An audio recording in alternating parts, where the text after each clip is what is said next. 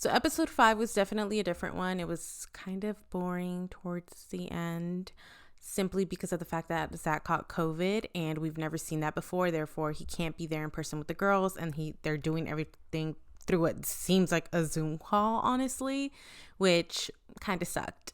But they're in London town, and I've never been to London. I know Zach talks about the food. I've heard that London food is trash. That's just what I've heard. I don't know if that's true. I've never been there, and I'm not the best critic for food because I'm just very picky.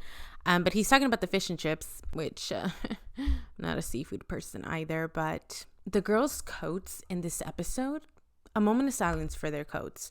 I loved literally all of their coats. I'm a coat girl. Like, I like to go and shop for coats all the time. Like, I have way more coats than I need, and all of them were like so pretty. So someone knocks on the door and it's a date card. Now we know someone's going to get on one-on-one and there's going to be a group date. I really felt bad for Greer because she was talking about how she's in London and she loves tea so much, which I don't understand that. I've tried to be a tea girl. Like, honestly, I'm so fake. I've tried to do it and I just can't. It's basically just slightly flavored water. And I'm just like, at that point, just give me juice. I want to be able to taste it. But she apparently loves tea so much that she even has like a little tea cup tatted on her. It's like really small.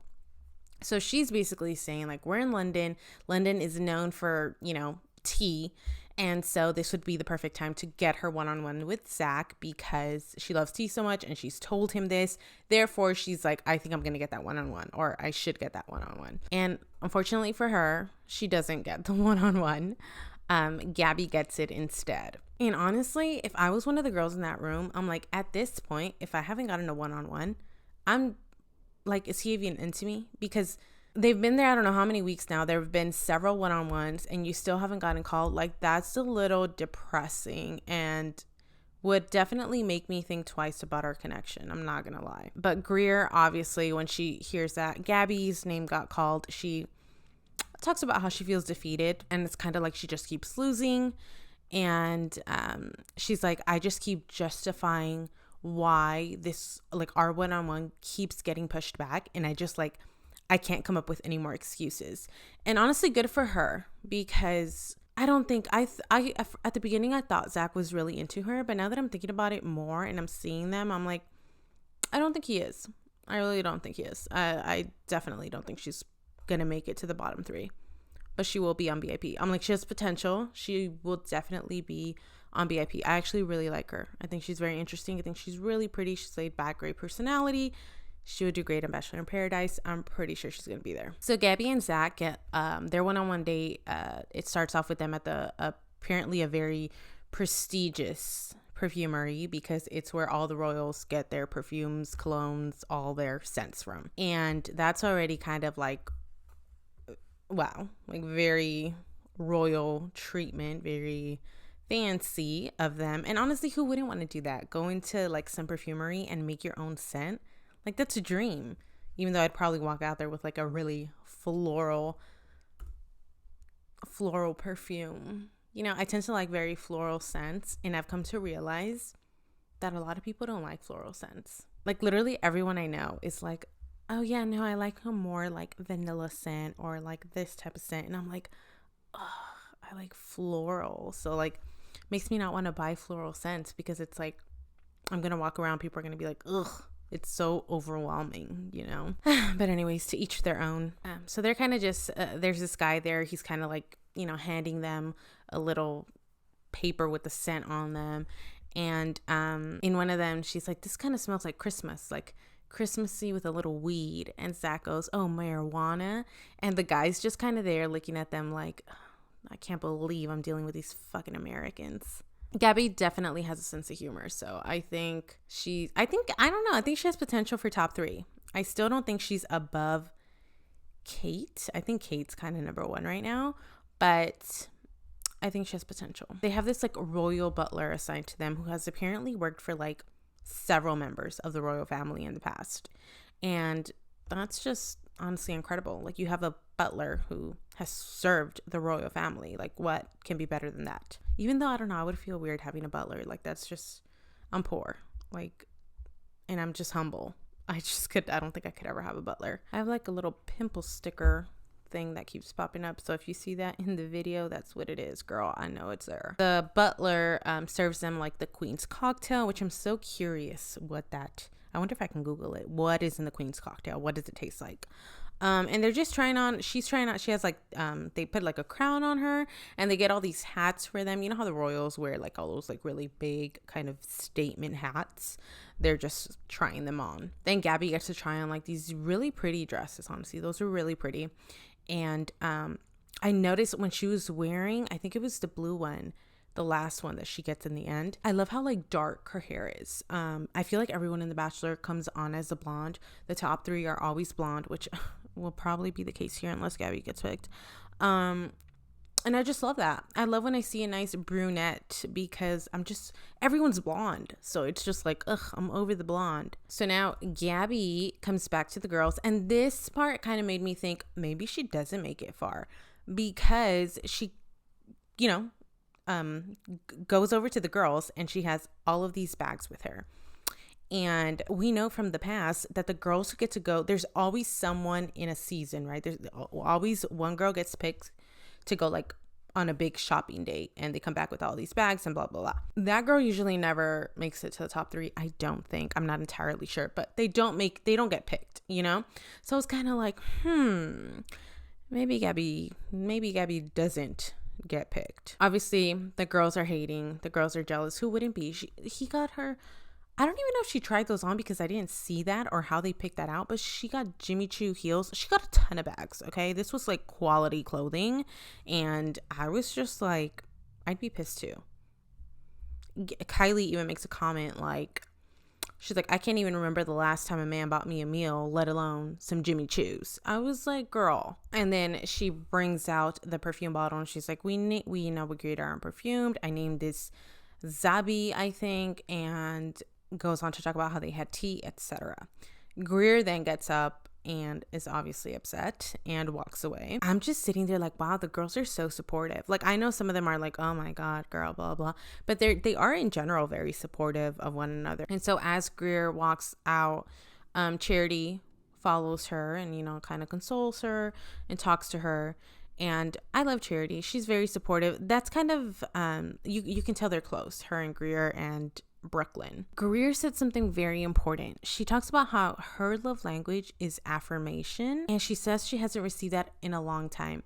And over time, that makes her feel like there's nothing there, which I think it's very important for everyone who's in a relationship or any type of situationship or whatever it may be to know the other person's love language, because I think my love language is acts of service. So I tend to show my love through acts of service when, even though that's your language, you shouldn't necessarily you should try to show your love towards the other person with their love language, because that is how they will feel seen, and this is what Greer is saying. Basically, my love language is words of affirmation, and I'm not getting that, so I'm starting to feel like there's something here. I thought that was so important. Love languages are so important. There's like so many, I think, online quizzes you can take. I have like the book, the 5 love language, etc. My boyfriend's love language is physical touch.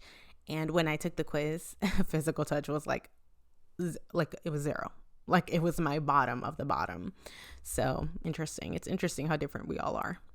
It's so awkward because while Gabby is sitting there talking to Charity and trying to console one another, whatever, Gabby walks by with all of her bags and her dress and everything. And it's awkward because they have to kind of clear the aisle for her to walk by, and then she realizes when she gets to the end, like, wait, this isn't my room. And turns out, obviously, right, Greer is sitting right outside her door. So that was just awkward because she had to move and stuff. I was like, there's no way that was planned, right? Like, that's just so awkward. After Gabby meets up with the girls, she gets her like dinner date with Zach, and they even get like this performance by UB40 at the end, and I'm just like, I literally everyone that The Bachelor gets to perform, I don't know who they are. I have no idea who they are. So the next one-on-one date and the group dates are announced. Charity gets the one-on-one date and she's super excited. But then it turns out that Zach isn't feeling well. He tells them he's not feeling well and basically tells them to just go out and enjoy the date. So this is for the group date, right? Charity's date isn't until the next day. So she's kind of already worried about that. Like, fuck, if he's already feeling sick, like he might not be feeling well enough to go with me on our one-on-one date. So that gets her worried, and that sucks so much for Charity, because you get your one shot and then he gets COVID, as we find out. So I feel so bad for her.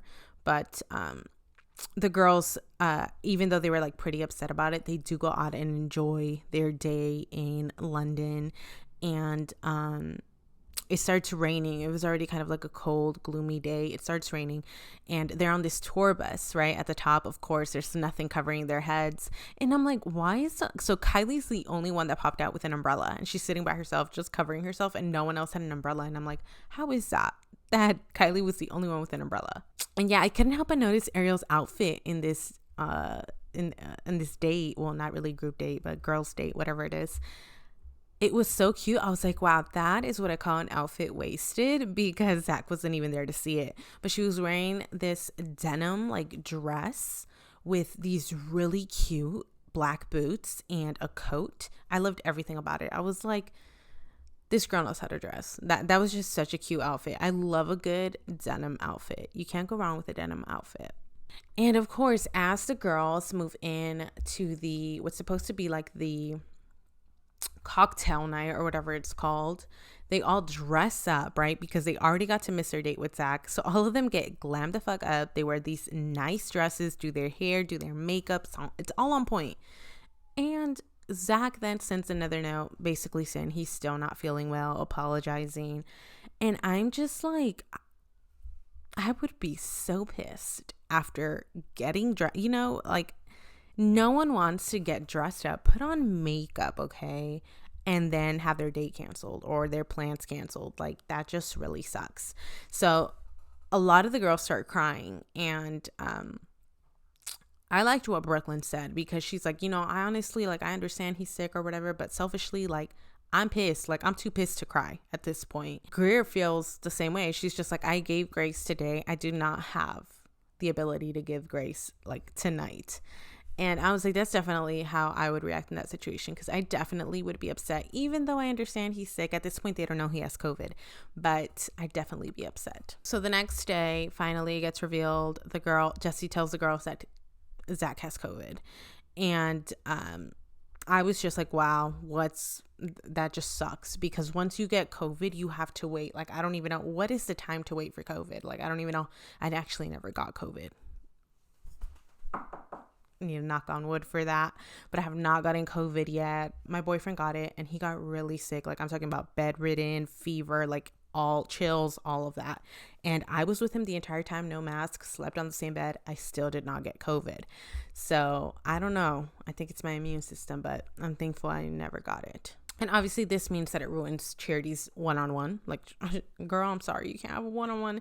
And Katie actually takes the opportunity, she's like, I'm gonna be smart about this, and she goes over to Zach's door and basically talks to him outside of the door and leaves him like a little basket of, I don't even know what the basket contained, but I thought that was a really nice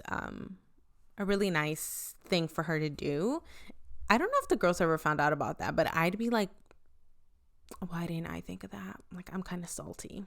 So because Zach unfortunately has COVID, they can't do like a legit cocktail party with him present. So they do like a virtual one, which I thought was kind of lame. It's literally like you're on a Zoom call, but I guess, I thought they would like, I don't know, take that week, maybe not do anything, but they found a way to make it work, I guess. He meets with Charity first, and he gives her like this little, the Big Ben clock tower thingy, like a little miniature version of it. I don't know if that's what it's called. Sorry. I think that's what it's called. And we see him have a really awkward moment when Greer goes over and speaks to him through the iPad or whatever that is. I felt so bad for Greer in this moment, because we know how she's been feeling, and I was like, oh my God, this is so cringe. But basically she starts off by sitting like literally the iPad's like over there and she sits like way further, and I'm like, she's just trying to show off her outfit because her outfit was cute. But she's kind of like, oh, I don't know what to do, and then she finally picks up the iPad and is kind of talking to him, you know, face to face. And she's basically asking him how she's doing, and she talks about how she works in sales. Like, I think she's a medical sales representative or something like that. She talks about how she had COVID at the end of the year, and she knows what it's like to have like a goal in mind and not be able to reach that goal. He kind of is like, I don't know, like his reaction was like so messed up. Like he kind of checks her, but like not rudely, but also not the nicest. He's like, it's completely different from your situation, basically. Like, I'm trying to find like my future wife. Like, this isn't a game. Like, it's nothing like sales, basically. And she kind of retracts and kind of tries to clarify what she meant by that. And she's kind of trying to like tell him like, oh, I'm sorry, like I didn't like super mean it like that. But you can tell her demeanor instantly changes. Like, you can tell she's upset. You can tell she like almost wants to cry. And I felt so bad for her because I was like, Zach, like obviously she didn't mean it like that. Like, come on, dude, this girl's trying to win you over. Like, she's not gonna say something to mean it in a certain way. Like, I understand both sides, but I didn't think he had to like do that. Like, he could have just let it slide or not said it in the way that she did. And then of course, obviously afterwards, she talks about how she feels bad, and she goes over and talks to Charity in Brooklyn about it, and she's crying. She's like, I feel like I insulted him, and that's not what I meant to do. And I'm just like, way to go, Zach. You just made Greer feel even worse than she already did. So now with Zach having COVID, the rose ceremony can't go on as it normally would. So he's basically on a big screen in front of them, and there's some roses up beneath the screen in like this little, I don't know what it is, some little bowl, and they just have to pick up the roses from there. And unfortunately, Kylie and Mercedes are the ones to go home, which I was like, wow, Greer was called last, which was so messed up to do to her. But I didn't think Kylie would go home. Maybe I'm naive, because he made a comment literally like a few minutes before that talking about how like speaking with Kylie through the video call, like he said something about how he missed her and she's so fun or something like that. And I know that doesn't mean that he's in love with her or whatever, but just that comment alone, I just didn't think he would send her home, but she went home. Definitely Kylie's going to be on VIP. I just know it. I know she's going to have a lot of guys after her. I'm sure of it. But the previews for next week look pretty good.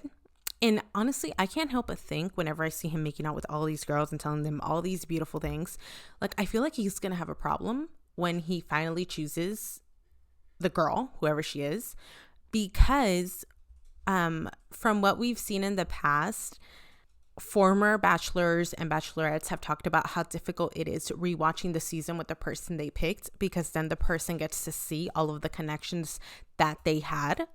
And that creates a lot of problems within the relationship. So I don't know. I feel like Zach is being like very like, he feels very connected to so many women that I know that if I was the girl he picked, I'd have a problem with it, because I'd be like, what the hell, dude? You seem like you were way into too many of these girls. So we'll see how that pans out. But this was probably the quickest recap I've done. Yeah, that was pretty much it for this episode. I'm interested to see what happens next. I still don't know who he's chosen. I still haven't looked at spoilers. If they're out there, I'm not even sure. But yeah, I guess we'll see how this goes. That is it for episode 5. I'll be doing episode 6 next week. I couldn't do episode 4 this week. I just got really busy. But yeah, I'll see you next time.